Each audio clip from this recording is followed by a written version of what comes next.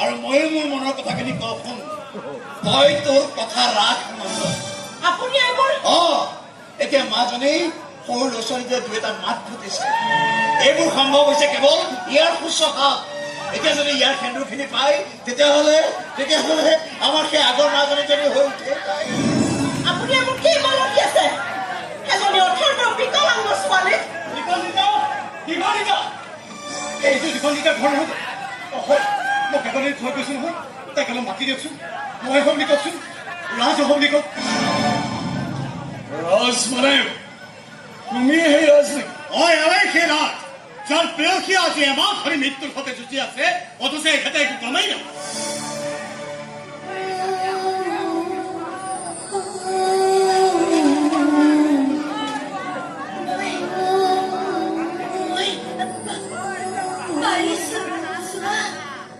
দীপান্বিতা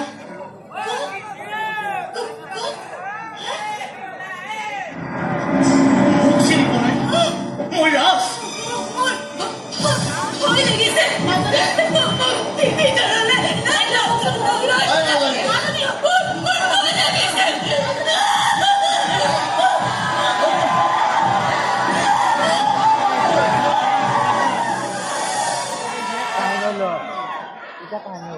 তাই মোক দেখি ভয় খাইছে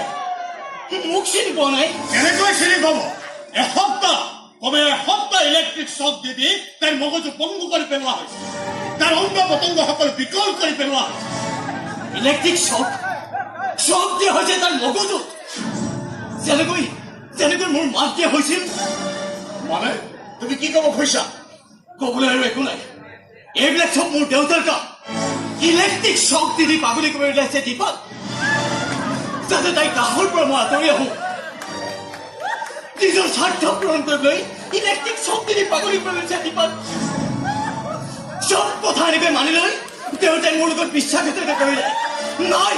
ইয়াৰ শাস্তি যে পাব লাগিব